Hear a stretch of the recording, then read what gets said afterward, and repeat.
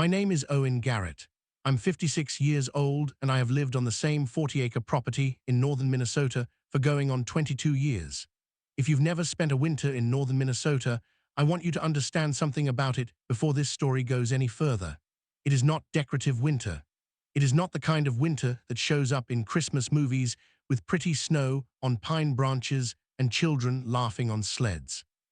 It is the kind of winter that will kill you if you are careless about it. Temperatures drop to -20, -30. Storms come in fast off the Canadian border and drop a foot of snow in 8 hours. Roads ice over in minutes when the temperature swings. People out here take winter seriously because they have to. It is not optional. My property sits at the end of a private road. The road is about a third of a mile long and connects my land and the surrounding properties to the county highway. It runs through mostly wooded terrain, with mature pines on both sides that create a tunnel effect in winter beautiful to look at, treacherous when the snow drifts between the trees and piles up on the road surface. The road is private. That matters enormously to this story, and I want you to understand it clearly. It was not built or maintained by the county. It was not built or maintained by the municipality. It was built decades ago to serve the properties that sit back off the highway, and the maintenance of it has always fallen to the landowners who use it. There is no public entity responsible for plowing that road. There never was. For 22 years, I plowed that road, me personally with my own equipment. I have a John Deere tractor with a front loader and a plow blade that I bought specifically for this purpose about 15 years ago, when the old setup I'd inherited with the property finally gave out. I plowed after every significant snowfall. I put down sand and salt on the bad ice patches. I maintained the road surface through the freeze-thaw cycles of spring. I cleared the drainage ditches when they needed it. All of this I did because I lived there and I needed the road passable, and because it was the right thing to do for the people who lived along it. For most of those 22 years, the other properties along the road were owned by people like me, people who'd been out here a long time, who understood what rural northern Minnesota life required, who occasionally helped with the plowing themselves or contributed materials or simply said thank you and meant it. I didn't plow for gratitude, but the gratitude was there, and it reflected a shared understanding of how life out here worked. Then the development happened. About 6 years ago, a parcel of land adjacent to the private road, a roughly 60-acre tract that had been owned by a timber company and logged off about 20 years prior, was purchased by a residential developer. The developer divided it into 12 lots ranging from 3 to 7 acres each and marketed them as luxury rural retreat properties. The marketing materials emphasized the natural setting, the privacy, the mature forest regeneration that had taken place on the logged land, and the proximity to lakes and recreational areas. What the marketing materials did not emphasize with any particular clarity was that the access road was private, that winter maintenance was historically handled by the adjacent landowner, me, and that northern Minnesota winter was a serious physical reality that required preparation and infrastructure. The 12 lots sold over about 18 months. The buyers were largely, though not exclusively, people from the Twin Cities metro area, professionals, some retirees, people seeking a second home or a full-time rural lifestyle. Some of them were wonderful. A couple named Pete and Donna Sarnan bought the lot directly behind mine and turned out to be exactly the kind of neighbors you hope for: capable, self-sufficient, happy to help and happy to be helped. Pete had grown up on a farm in southern Minnesota and understood rural life. He and I plowed together several times over the winters. Others were less prepared for what they'd moved into. The HOA was formed by the developer before the lot sold, which is common in residential developments. It gave the development a name, Pinecrest Reserve, and established a set of covenants, conditions, and restrictions that all buyers agreed to when they purchased. The idea was to maintain the character and quality of the community. Standard stuff. The HOA came with a board, elected from among the property owners. In the first couple years, it was fairly benign, mostly focused on the development sorting itself out, people building houses, access road maintenance being negotiated, that kind of thing. I was not a member of the HOA, My property predated the development by 16 years. I had not agreed to the covenants. I was adjacent to the Pinecrest Reserve lots, but was not part of Pinecrest Reserve.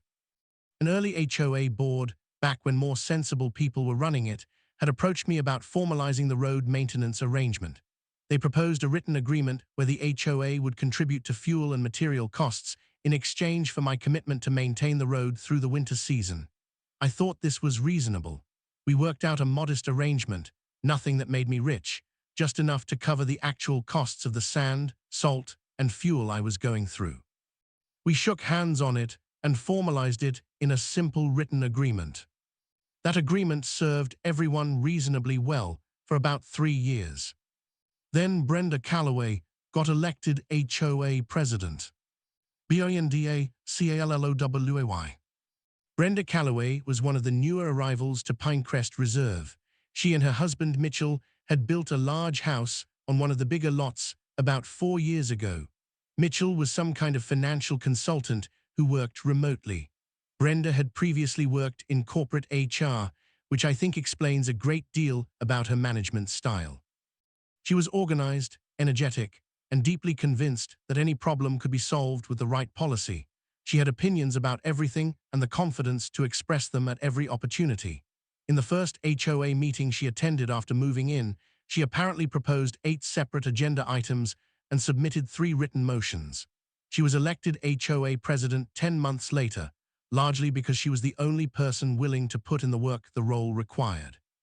In fairness, she did some things that improved the neighborhood.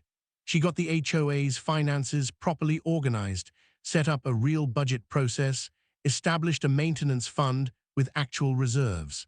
She pushed for better communication among residents and sent out a monthly newsletter that, whatever else you might say about it, kept people informed.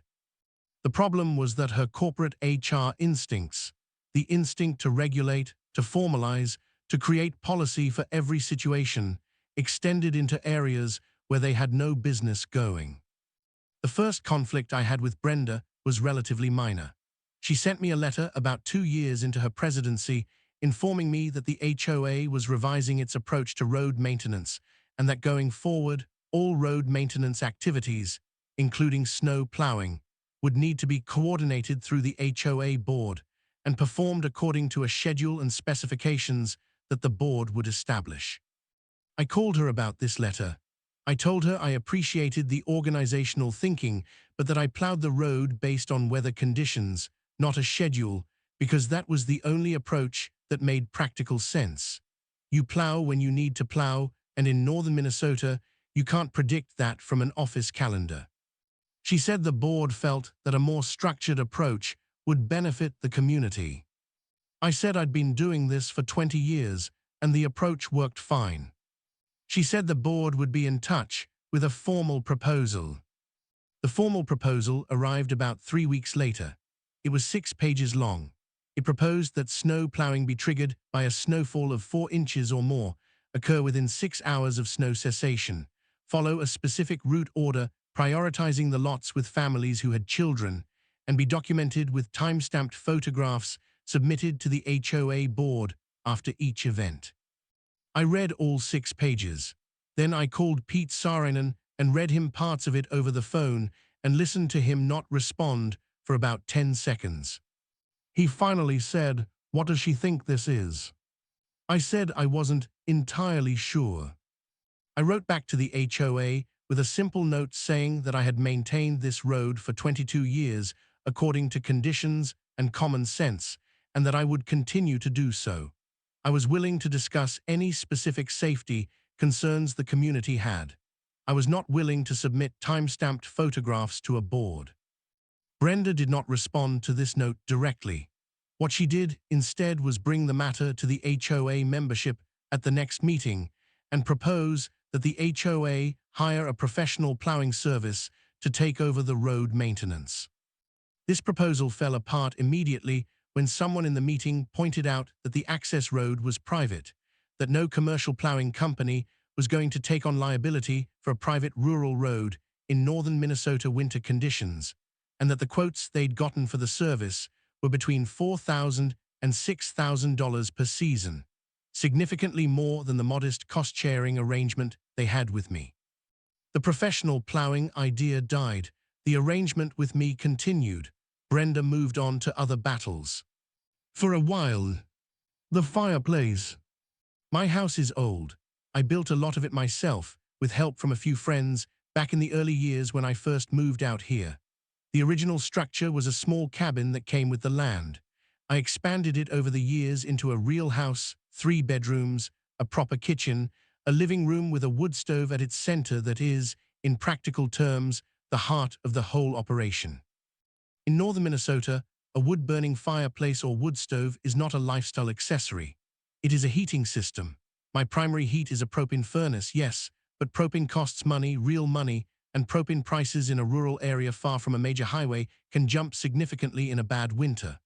More importantly, propane requires propane delivery, and propane delivery requires road access, and road access in northern Minnesota winter is not guaranteed. There have been winters, more than once in 22 years, when my road was impassable for 2 or 3 days due to a storm event severe enough that even after I plowed it would drift back in before the delivery truck could get through. The wood stove is my backup and my supplement. I burn hardwood, oak and ash mostly that I cut from my own property and split and stack every autumn. The smoke comes out of my chimney. In winter, when I'm burning regularly, there is smoke most days. That is what wood fires produce. This is not a secret. For 22 years, nobody had ever had anything to say about the smoke from my chimney.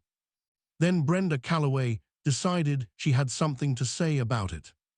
The smoke complaint. It started with an email to the HOA listserv, a group email list that all Pinecrest Reserve members were on and that I'd been included on as a courtesy, though again, I was not an HOA member. The email was from a woman named Cheryl Stanton, who'd moved into Pinecrest Reserve about 2 years prior with her husband and teenage son. Cheryl's email said that she had noticed persistent smoke coming from the property adjacent to the development mine, and that on days when the wind blew from the northwest, the smoke drifted across portions of Pinecrest Reserve, and that she found it unpleasant and potentially unhealthy. She asked if the HOA had any recourse. I read that email and considered not responding. I was not an HOA member. The email was not directed at me, but I decided the honest response was to reply briefly and explain what the smoke was from and why it existed. I sent a short email to the list saying that I burned wood in my wood stove as a supplemental heat source, that I had done so for over 20 years, and that the smoke was from seasoned hardwood burned in a properly maintained appliance. Cheryl replied thanking me for the explanation and saying she hoped we could find a solution. I wasn't sure what solution she had in mind, and I didn't ask. What I didn't anticipate was that Brenda Calloway would take Cheryl's email and run with it. The HOA meeting.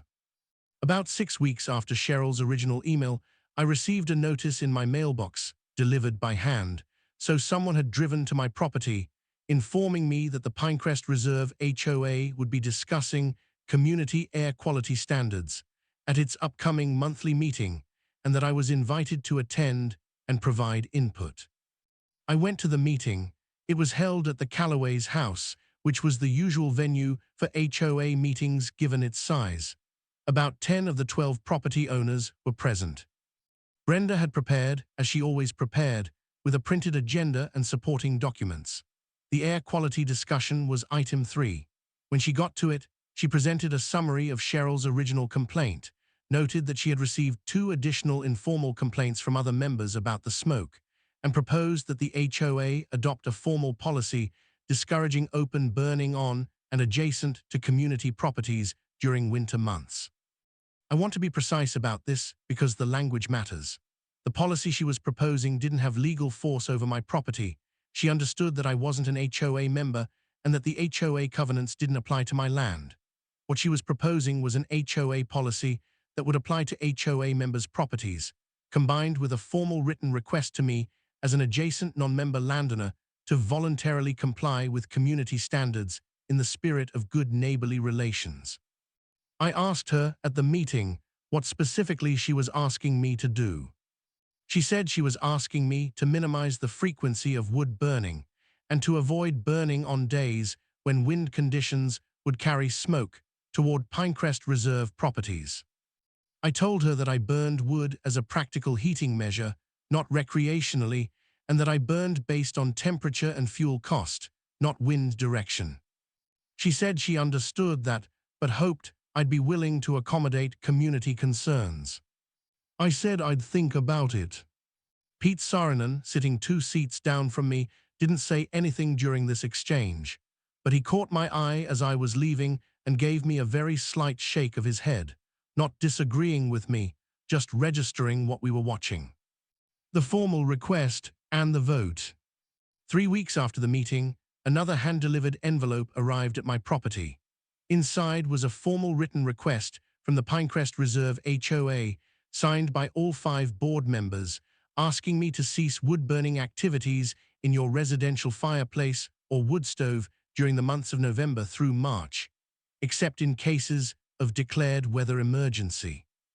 November through March, that is the entire winter, 5 months in northern Minnesota, no wood burning.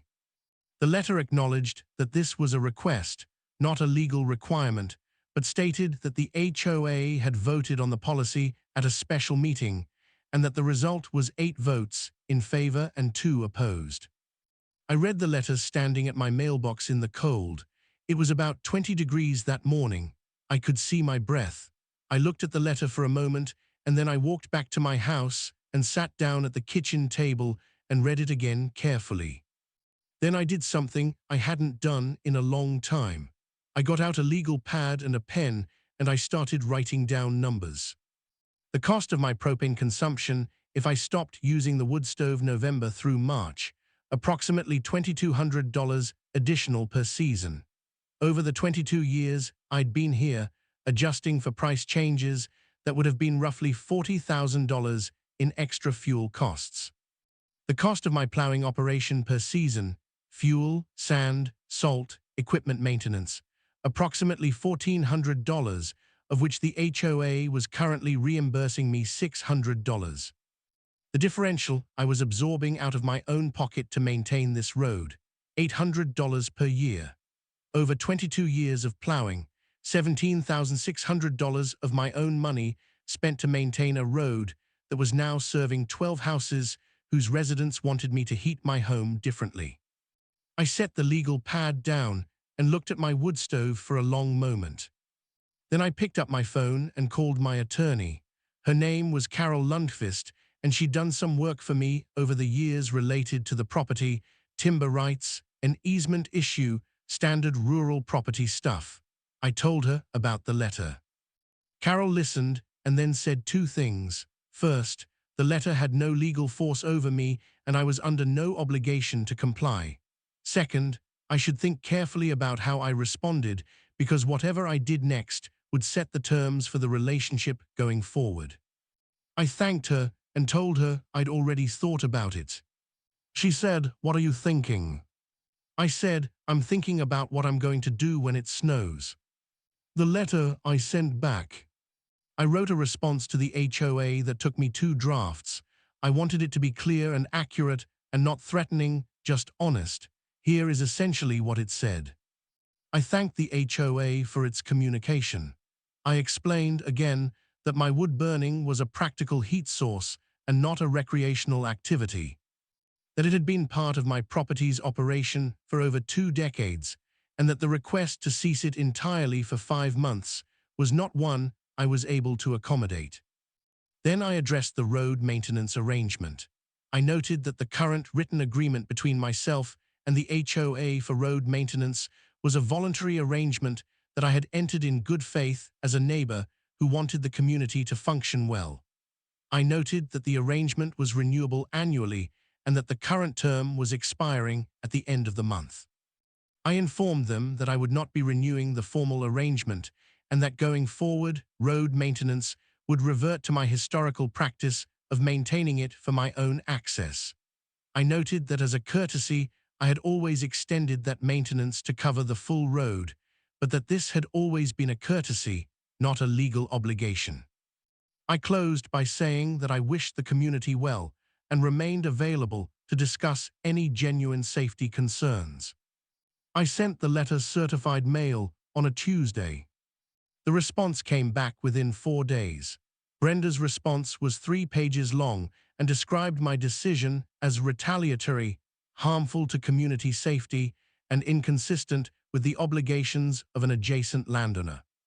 I read it once, noted that none of those characterizations had any legal basis. Carol had confirmed I had no legal obligation to plow the HOA road and filed it. Then I waited for winter. Winter didn't keep me waiting long. The first storm. The first significant storm of the season came in the second week of November. I know the date exactly because I have kept a weather journal for 20 years, one of those habits you develop when weather can actually affect whether you can leave your property or receive deliveries. 14 inches in about 16 hours, with drifting that made some sections closer to 20 inches. I was up before dawn. I fired up the wood stove. My house was 64 degrees, which is comfortable enough but not warm without the fire's radiant heat, and I got my equipment ready. By 6:30, I was on the tractor plowing my driveway and the section of the private road that served my property access. My property's access is roughly the first 120 feet of the private road from the county highway. Once I'd cleared that section and my driveway, I was done. I parked the tractor. The rest of the road, the additional 1,200 feet or so that ran through the Pinecrest Reserve lots, sat under 14 inches of snow. By 7:30, my phone was buzzing. I let it go to voicemail. By 8 o'clock, I had 14 text messages. By 9, Brenda Calloway was in her car trying to get out of her driveway and discovering that the road was impassable past my cleared section. I watched from my kitchen window as she made it about 60 feet onto the unplowed section and then stopped, got out of her car, looked at the road, got back in, backed up. I drank my coffee, my wood stove was warm, the fire crackled. My phone buzzed again. This time I looked at the screen. It was a number I didn't recognize. I let it ring. The calls and the messages. By midday, I'd received calls or messages from 9 of the 12 Pinecrest Reserve property owners. The tones varied. Some were just asking when the road would be plowed, apparently still assuming I would do it eventually. Some were confused. Had something happened? Was I okay? Was there a problem with my equipment? A few were more direct about their frustration. Pete Saarinen sent me a text message that was different from the rest. It said, "Owen, I understand what's happening. We are fine. I've got my own tractor and I'll plow my section. But some of these folks are in trouble. Donna's got a doctor's appointment tomorrow. Can we talk?" I called Pete back. We talked for about 20 minutes. I told him I didn't have any issue with him plowing his section and that I wasn't trying to strand people who were sick or had genuine emergencies. I told him that if there was a real safety situation, I'd handle it personally without a formal arrangement. But I wasn't going to operate as the community's road maintenance service while they were asking me to change how I heated my house. Pete said he understood. He said he thought Brenda had made a significant miscalculation. I said I thought so too. He asked if there was a resolution I'd be willing to accept.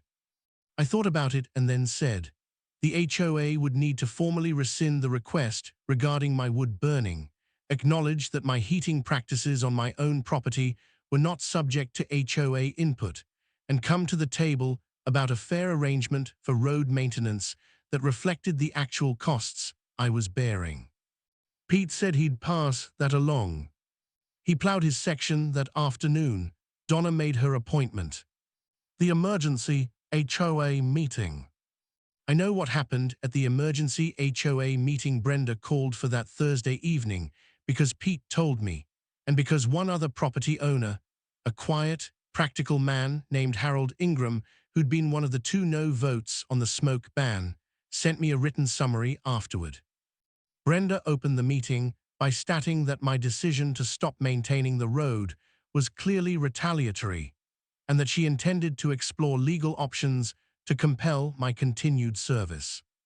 Harold, apparently, responded to this by asking Brenda to walk the group through the specific legal basis for compelling a private individual to maintain a private road for the benefit of his neighbors. Brenda said she believed there was a case to be made based on the existing arrangement and the community's reliance on it. Harold said he'd consulted briefly with an attorney friend and been told there wasn't. He asked if the HOA had gotten any actual legal advice on the question. There was a pause. Brenda said she planned to consult with legal counsel. Harold said he thought they should have done that before sending a retaliatory action accusation letter to their neighbor. The meeting apparently got tense at that point. Several members expressed frustration that the road situation had developed at all. The question was raised directly by multiple people of whether the decision to send the smoke ban request to Owen Garrett had been wise, given that Owen Garrett was the person plowing their road. Brenda said the two issues were completely separate and that the community's right to address air quality was independent of road maintenance. One woman named Rose Beckman said that might be true in theory, but that in practice they were very connected, and that getting the smoke ban passed while the road arrangement was up for renewal without considering the connection between the two was a planning failure. By the end of the meeting, the board had agreed to seek actual legal advice and to contact me through proper channels to discuss resolution. I heard all of this from Pete on Friday morning, while I was splitting wood behind my barn and the second storm of the season was on the forecast for the weekend. End of part 1. The legal advice the HOA got back, apparently, was not what Brenda was hoping for. Carol Lundqvist told me on Friday afternoon that she'd received a call from an attorney representing the Pinecrest Reserve HOA asking, in very measured language, whether I might be open to a conversation about resolving the situation. Carol asked me how I wanted to respond. I said, tell them I'm available Monday, and tell them to come to my property because I'm not driving to them. Carol laughed a little at that and said she would relay the message. The second storm arrived Saturday night, 22 inches. My section of the road I plowed Sunday morning. The rest of it I looked at from my tractor seat for about 30 seconds and then drove back to my barn. On Monday morning, 2 cars made it down the county highway and stopped where the plowed section of my road ended and the 2 feet of packed snow began. 4 people got out and stood there looking at it. I drove my tractor to the edge of my cleared section and stopped. Brenda Calloway was one of the 4 people. She was wearing a very nice parka that was not really designed for standing in 2 feet of snow on a rural road in northern Minnesota. She looked at me across the snow. I looked back at her. She said, I think we need to talk, Owen. I said, I've been saying that for months.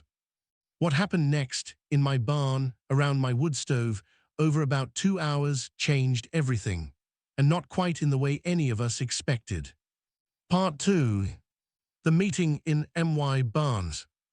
I want to tell you about that meeting accurately because I think it's the most important part of this story, not the most dramatic part, the bulldozer story, the legal stuff, the unplowed road, that's all dramatic. But the meeting in my barn on that Monday morning is where the actual thing that matters happened. The 4 people who walked through the snow to get to my barn that morning were Brenda Calloway, Harold Ingram, Pete Saarinen, and a woman named Joanna Wexler, who was the HOA's treasurer and one of the quieter members of the board. I had the wood stove going. The barn is big, but the wood stove heats the working section of it well enough in most conditions. I had chairs set up, not because I'd been expecting this exact gathering, but because I work in the barn a lot and I keep chairs there. We sat down. My dog, a 7-year-old shepherd mix named Ruckus, lay down in the corner and watched proceedings with mild interest. Brenda started by saying she wanted to acknowledge that the situation had not developed well and that she was there to find a resolution. I said I appreciated that and that I was also interested in a resolution. Harold said, before we get into terms, I'd like to ask Owen something. He looked at me and said, Was there anything that happened before the smoke ban letter that we should have handled differently? I want to understand the whole picture. I thought about that for a moment. I told them about the road maintenance proposal from 2 years prior, the 6-page document with the scheduling requirements and the time-stamped photographs. I told them I'd found it frustrating not because it was malicious, but because it suggested a fundamental misunderstanding of what rural road maintenance actually involved. I said I'd tried to address it in writing and felt like my response hadn't been taken seriously. Brenda said she remembered that exchange and acknowledged that the proposal had been overcomplicated. I told them about the cost differential I'd been absorbing, the $800 per year beyond the HOA's reimbursement, the roughly $17,000 over 22 years that I'd spent out of my own pocket to maintain a road that served 12 houses. Not because anyone had asked me to, but because it was the right thing to do, and because I'd always figured the goodwill was worth more than the money. Joanna, the treasurer, looked genuinely surprised by this. She asked if I had records. I told her I kept a weather journal and maintenance log, and that the numbers were documented. She looked at Brenda. Something passed between them that I didn't fully read. Harold said, "Owen, what would it take for you to resume full road maintenance?" I told them what I'd told Pete. The smoke ban request needed to be formally rescinded. The HOA needed to acknowledge in writing that my heating practices on my property were not subject to HOA input, and the road maintenance arrangement needed to be renegotiated to reflect actual costs. Brenda said she could agree to all of those things, but that she needed to understand what actual costs looked like. I picked up a folder I had sitting on my workbench and handed it to Joanna. Inside was a 4-page summary I'd put together over the previous week: fuel costs, sand and salt costs, equipment maintenance allocation, time cost. The total came to just over $2,200 per season. The HOA had been paying me $600.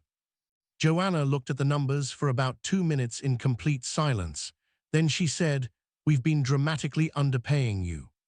I said yes. She said, "For how long?" I said, "The whole time." The real conversation. What happened next in that barn was something I hadn't entirely expected. Brenda Calloway, who I had braced myself to fight with for another hour, did something that I genuinely respect in a person. She pivoted. When the actual numbers were on the table, when it was clear that the arrangement had been unfair to me from the beginning and that the smoke ban request had been the last straw on top of a years-long imbalance, she stopped defending her position and started actually thinking. She asked me to walk her through the cost summary line by line. I did. She asked questions, not challenging questions, real questions. How much fuel does a plow run burn per hour? What does sand and salt run per season in this county? How often does the equipment need significant maintenance, and what does that cost? I answered every question. Pete added a few points from his own experience plowing his section. Harold took notes. By the end of that part of the conversation, the four of them had a real understanding of what road maintenance in northern Minnesota actually cost. Not a policy document understanding, an actual understanding. Joanna said she needed to present this to the full HOA membership. She said she thought the board could authorize an interim payment to cover the current season while a new formal agreement was drafted, but that a reimbursement going back years was a bigger discussion. I told her I wasn't asking for retroactive payment. I was asking for a fair arrangement going forward and a formal acknowledgement of the smoke issue. Brenda asked why I wasn't asking for the money I'd been owed. I said because I'd made my choices and I didn't want to spend the next 2 years fighting over historical accounting. I wanted a fair arrangement and a functional relationship with my neighbors. That was it. There was a pause. Brenda looked at Harold, then Joanna, then Pete, then she looked at me. She said, "I owe you an apology, Owen. The smoke ban request was overreach. I knew your property wasn't covered by HOA covenants. I framed it as a neighborly request, but I pushed it through a formal vote and put pressure on you that I shouldn't have, and I did it without thinking about the full context of our relationship. That was wrong." I had not expected that. Not from Brenda Calloway, whose defining characteristic in my experience had been the absolute certainty that she was right about everything. I said I appreciated her saying so. She said, "Will you plow the road this afternoon?" I said yes. What the resolution looked like. The HOA held a full membership meeting the following Saturday. Pete and Donna and I attended together. I'd been invited as a guest, not a member. Harold presented the cost summary I'd shared and walked the members through it. Joanna had prepared a proposed new road maintenance agreement based on actual costs. The formal vote on the new arrangement was 11 in favor, 1 abstention. The one abstention was Cheryl Stanton, whose smoke complaint had started the whole thing. She told me afterward, privately, that she hadn't meant for things to go as far as they did, and that she'd been uncomfortable with the smoke ban vote from the beginning. She said she'd abstained from the new agreement not in opposition to it, but because she felt her original complaint had caused harm she hadn't intended, and she wasn't sure she'd earned the right to vote. I told her I didn't hold it against her. She'd raised a concern in good faith. What happened after that was the HOA's decisions, not hers. She thanked me, and that was that. The new maintenance agreement was signed by me and by the HOA board the following week. It compensated me at $2,000 per season, a significant increase from the $600, though still slightly below my actual documented costs, which I accepted because I wanted the relationship to work and not to be exactly transactional. The agreement had a proper escalation clause tied to fuel prices. It had a termination provision that gave either party 90 days notice. It was a real document, not a handshake arrangement dressed up in a couple of paragraphs. The HOA also passed a formal resolution at that same meeting, recorded in their official minutes, stating that the October request to Owen Garrett regarding wood burning on his private property had been an overstep, that the HOA had no authority over non-member adjacent landowners' heating practices, and that the request was officially withdrawn. That resolution was provided to me in certified writing. I put it in my filing cabinet next to the maintenance agreement. The smoke, the fire, and what changed. Here is something I want to tell you about what happened over the months after the resolution. In February of that winter, about 3 months after the barn meeting, my propane furnace had a component failure. The part needed to be ordered from a distributor, and the repair took about a week. In northern Minnesota in February, a week without a functional furnace is not a minor inconvenience. It is a serious situation. My wood stove ran all day and all night for most of that week. The smoke from my chimney was essentially continuous. The wind that week was, as it happens, mostly from the northwest, straight toward Pinecrest Reserve. Cheryl Stanton sent me a text message on the 3rd day. I braced for it. The message said, "I can see the smoke is heavier this week. Hope everything is okay over there. If you need anything, let us know." That was it. Nothing about air quality. Nothing about community standards, just a neighbor checking in. I wrote back and told her about the furnace. She wrote back and said her husband had some experience with propane systems and asked if he could come take a look. He came over that afternoon, spent an hour with the system, confirmed the diagnosis, and suggested a workaround that kept the house slightly warmer while I waited for the part. I had not expected kindness from that corner, but there it was.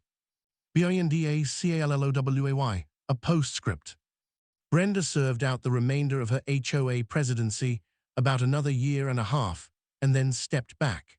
She told the membership she wanted to give someone else a chance to lead, which I think was partially true and partially an acknowledgement that the road situation had changed how people in the community saw her leadership. She did not leave Pinecrest Reserve. She and Mitchell are still there. We are not close friends. We are neighbors who wave when we drive past and occasionally talk when our paths cross. That is an honest description of the relationship, and I think it's about right for what it is. What I will say about Brenda is this. The apology she gave me in my barn that Monday morning was genuine. I've had enough experience with people to know the difference between someone who apologizes because they've calculated it's necessary and someone who actually means it. She meant it. That matters. She overreached on the smoke ban. She ran an HOA meeting like a corporate HR initiative and pushed through a policy without thinking about the full context of her relationship with the people it affected. She made a significant mistake, but when the full picture was in front of her, she was honest about it.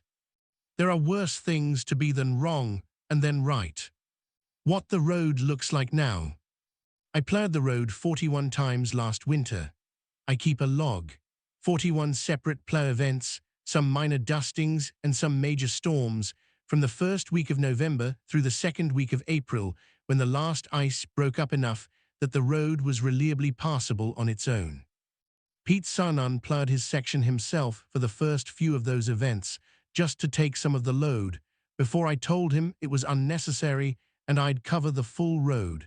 He still sands his section regularly, which I appreciate. The road is in good condition. I put a fresh layer of crushed gravel on the worst section last fall, which I billed to the HOA maintenance budget per the terms of the new agreement. The drainage ditch on the north side needed clearing 2 springs ago, and Harold came out and helped me with it one Saturday morning. We worked for about 3 hours and then stood by the ditch and drank coffee from a thermos and talked about nothing in particular for another hour. It was a good morning. What I learned and what I want you to know. I've told this story to a few people over the years, and the reaction I get most often is some version of, "Good for you, you showed them." And I understand that reaction. There was a moment, watching Brenda's car stop in the unplowed road that first storm morning, that was, if I'm honest, satisfying. They had made a decision without fully thinking through its consequences, and they were experiencing those consequences. But that's not the lesson I want to leave with you. The lesson I want to leave with is about the difference between being right and being resolved. I was right that I had no legal obligation to plow that road. I was right that the smoke ban request was overreach. I was right that the maintenance arrangement had been inequitable for years. All of that was true. But being right wasn't the goal. The goal was to live in a functional community on a private road in northern Minnesota for the rest of my life, without the accumulated resentment of unanswered grievances building up on all sides until something really broke. The goal was a fair arrangement and honest neighbors. I got that not by winning, by stopping the road until the conversation was forced, yes, but then by showing up to the conversation and actually having it, numbers on the table, costs explained, apology accepted, relationship reset. If I'd refused to negotiate, if I'd waited until the HOA got desperate enough to give me everything I wanted and nothing more, if I'd turned it into a complete defeat for Brenda Cullowa rather than a course correction, the story might have looked more satisfying from the outside. But I'd still be living next to those 12 houses. I'd still be the person those 12 families drove past every day. I'd still be the one plowing that road. I wanted to plow the road in peace. That's what I got. My stove is burning right now as I tell you this. The smoke is going straight up today, calm air, no wind to carry it anywhere. The road outside is clear. The Johnson family in the second lot just drove past in their truck, and the dad gave me the kind of wave you give a neighbor, not a stranger.